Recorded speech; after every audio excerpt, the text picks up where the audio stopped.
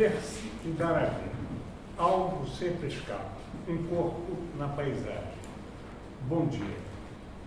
Por Gaza e pelas terras indígenas.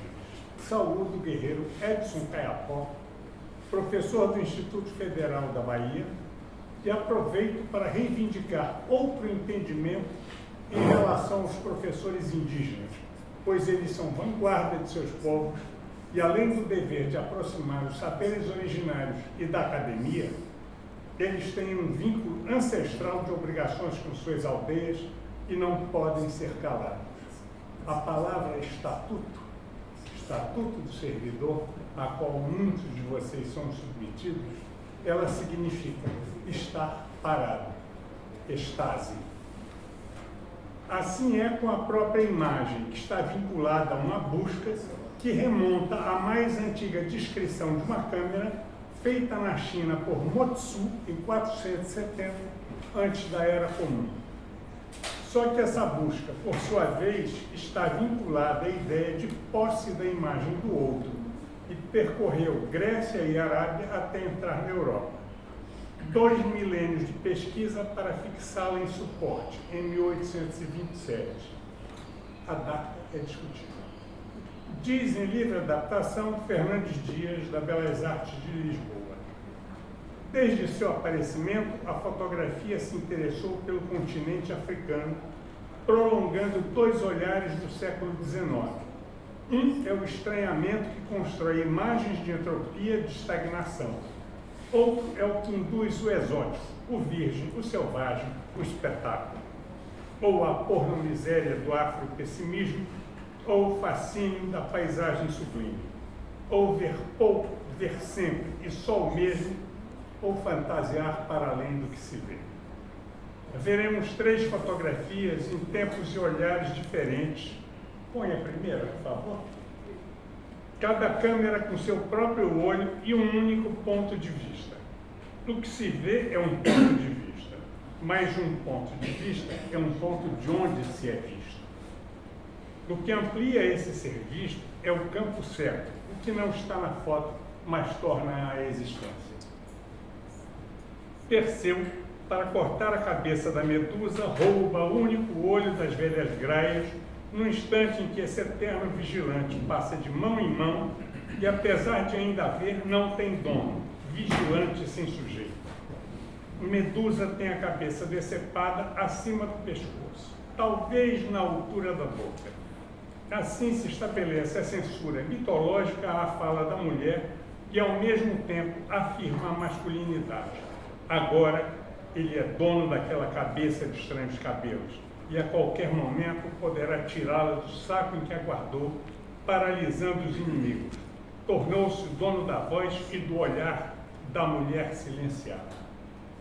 As 2 principais descrições da cabeça da Medusa mostram-no com a cabeça coberta de cobras sibilantes ou com a boca cheia de línguas que se confundem com serpentes. Em ambas, o medo de vê-la, ouvi-la.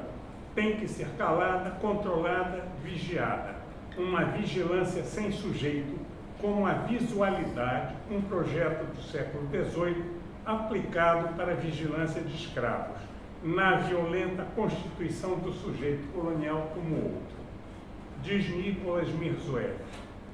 O oposto do direito ao olhar não é a censura, mas a visualidade, aquela autoridade que deve ser imaginária ao invés de perceptual, porque o que está sendo visualizado é demasiado substancial para que qualquer pessoa individual o veja, e é criado a partir de informações, imagens e ideias, a fim de ganhar o consentimento como normal ou cotidiano, porque sempre já é contestada.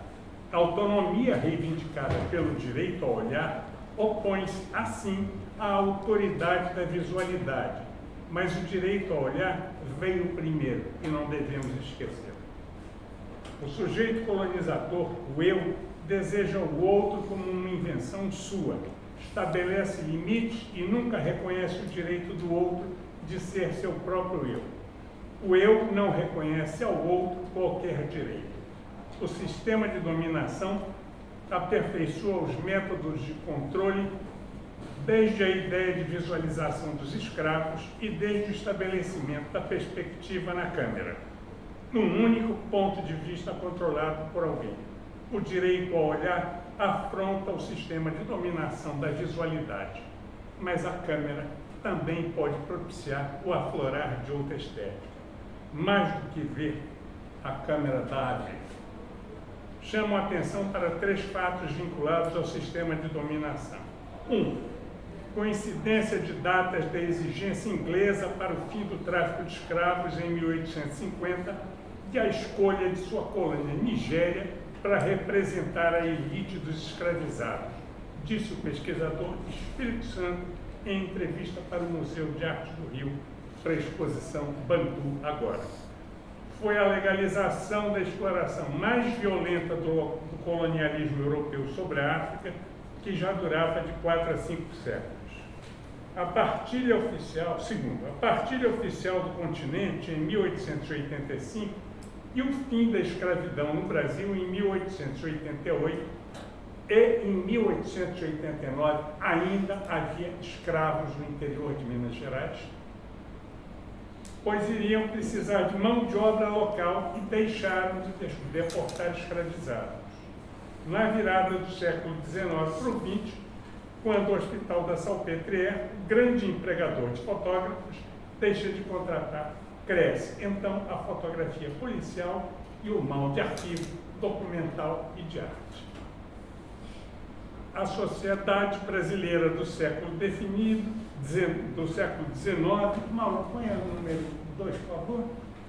A sociedade brasileira do século XIX definia retratos de pose, a classe dominante da época e tipos vendidos como cartão postal, escravos e trabalhadores braçais, recém-libertos ou não.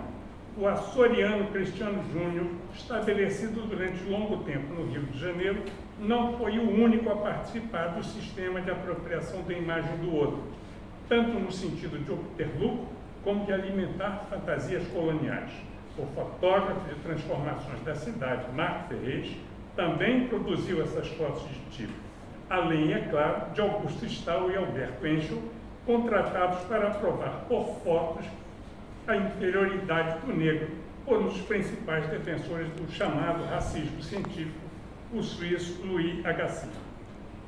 O fotógrafo e professor Awan Ankta escreve que a escolha dos fotografados e o modo de os compor e contextualizar constituíam uma retórica de imagens que desculpabilizava a escravidão e a colonização. Assim se formou a estrutura da fotografia moderna.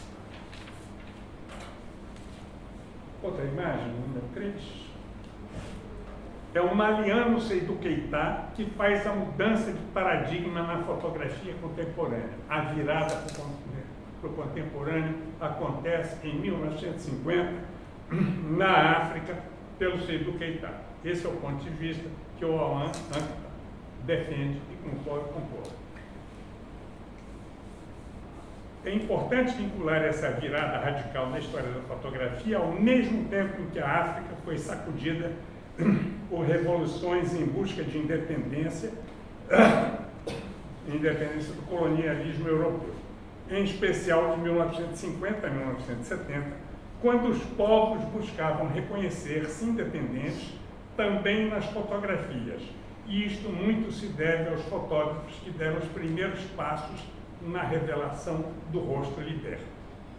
Antes, quase todas as imagens de africanos eram etnográficas, rituais ou hierárquicas, de corpos nus, principalmente de mulheres, e punitivas, como no Congo ex-belga. Na contramão do autoritarismo das forças coloniais, algo sempre escapa.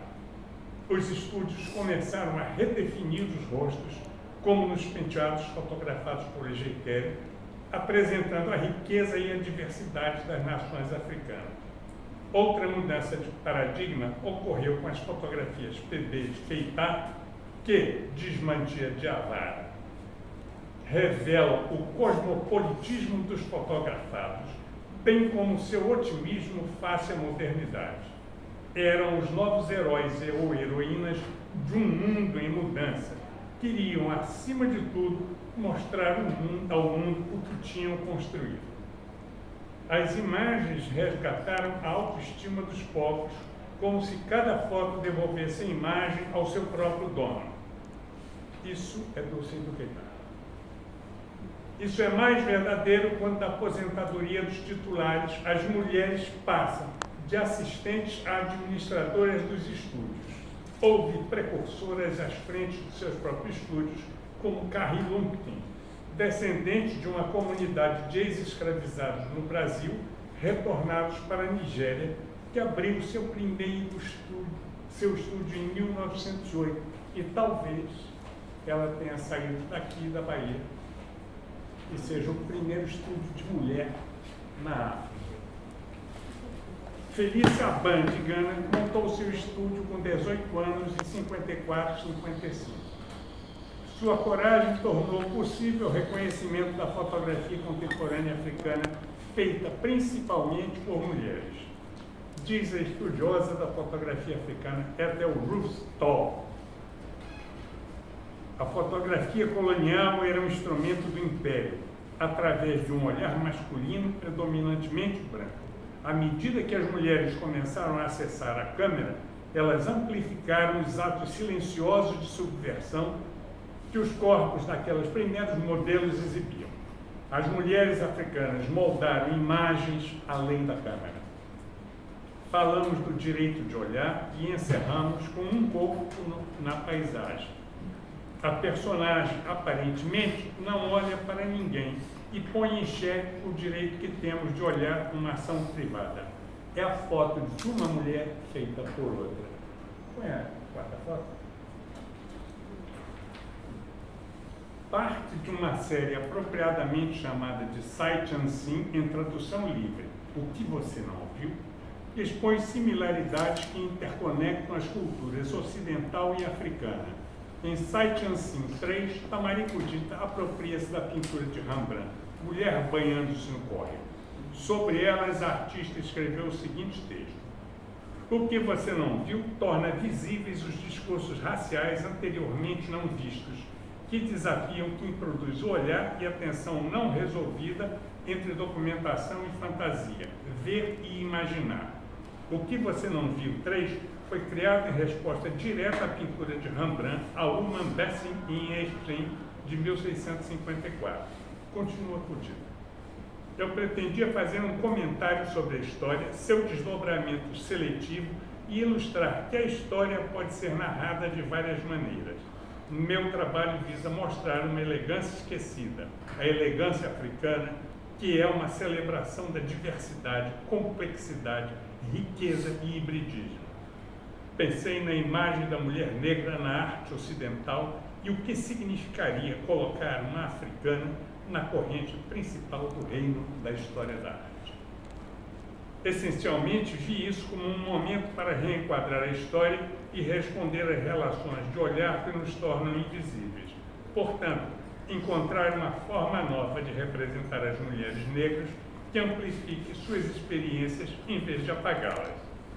A identidade africana é multifacetada e é estratificada por um mosaico de perspectivas. Em virtude disso, desfaço a polaridade de modernidade versus tradição, criando uma interface onde essas duas dialéticas podem informar uma a outra.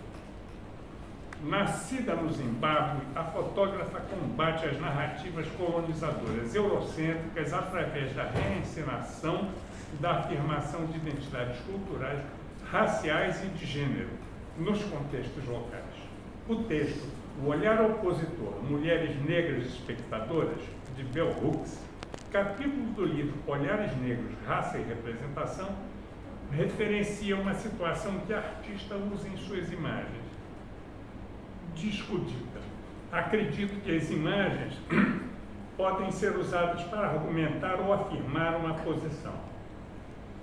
A contranarrativa que apresento no meu trabalho surge através de escolhas estilísticas que evidenciam identidades singulares. Além disso, examino intencionalmente a teoria crítica que se refere ao ato de ver e ser visto.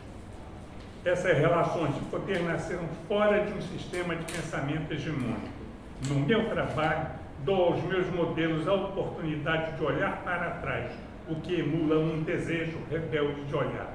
Esse desejo rebelde de olhar pode ser definido como o olhar opositor, que é um sinal de desafio e um local de resistência. Eu olho para as narrativas excluídas, as narrativas que você não veria em livros acadêmicos. Não havia nenhum registro visual para as narrativas que os nossos avós nos contavam. Na cultura africana, a maioria das coisas não eram escritas, eram faladas. Então, esta série é uma representação visual da história oral. Essas mulheres são uma extensão de mim mesma como alguém que tem uma herança dupla. Essa herança consiste na cultura Shona, na qual nasci, e na cultura ocidental, a qual assimilei. Uso intencionalmente elementos africanos que foram filtrados por um meio ocidental. E esse simbolismo ilustra uma identidade multifacetada. Meus modelos usam vestidos africanos que foram transformados em trajes vitorianos. Ao reconfigurar os vestidos africanos como vestidos vitorianos, inverto o poder indexado pelo vestido vitoriano e uso a roupa para desvendar binaridades herdadas que afetam nossa compreensão das diferenças da identidade pós-colonial. Também trago poses do século passado para o presente como uma forma de afirmar nosso lugar de direito na história. Ela mesma que costura os vestidos. O olhar opositor de Hooks pensa a agência de negras e negros sob a regência do olhar e considera que as políticas da escravidão, das relações racializadas, eram tais que os escravizados foram privados do seu direito de olhar. Foi preciso um cinema negro experimental feminino para mudar esse ver ser visto da mulher negra, segundo Hooks. Palavras dela. No filme, duas amigas negras reivindicam o olhar enquanto se arrumam para ir a uma festa. O mais importante é como elas veem a si mesmas, não como serão vistas pelos outros. Exibem seus corpos não para um olhar colonizador voyeurístico, mas para aquele olhar de reconhecimento que fortalece suas subjetividades que as constitui como espectadoras. A repressão exercida sobre o olho e o olhar, tal olhar do que, dita desde a escravidão, acabou por criar disfarces do ver, ou até um encarar desafiador. Quando Hooks alerta que a espectadora negra de cinema não se reconhece nos filmes, especialmente nos dirigidos por homens quaisquer, ou por mulheres brancas, ela está avisando que esses filmes não levam em conta a subjetividade feminina negra e serão vistas por um olhar opositor. Olhar opositor é também a forma com que tanto as sujeitas de Tamaricudita como ela nos veem para que olhemos de volta com todas essas considerações. A construção de suas narrativas vem direto da tradição oral para a imagem ou da imagem para a imagem sem passar pela escrita. Ao reencenar a tela, o corpo na paisagem recusa o apagamento. Ao mostrá-la de rosto ligeiramente mais abaixado que na tela da qual se origina, não vemos os olhos da modelo, mas suponho que tem uma espécie de olhar interior. Um dos pés levemente erguido prepara o passo. Assim como o vestido erguido até o meio das coxas sugere uma água por via. Os punhos fechados para segurar bem o peso da roupa torna a cena familiar às mulheres, seja as que se banham, seja as lavadeiras. Uma foto pressupõe um atrás da câmera e outro na porta. Eu olho alguém que me vê. Faz com que cada foto seja sempre menos que uma e dupla. Diz Derrida. Pensa-se que o retrato capta os olhos, o olhar que é, entre outras coisas, aquilo para o qual existe algo como a fotografia. Presume-se que o olhar seja o que o próprio sujeito não pode ver em sua própria vida. Quando alguém se olha no espelho, vê-se como visto, ou como vendo, mas nunca como ambos ao mesmo tempo. Obrigado. Caturral, Catuaí.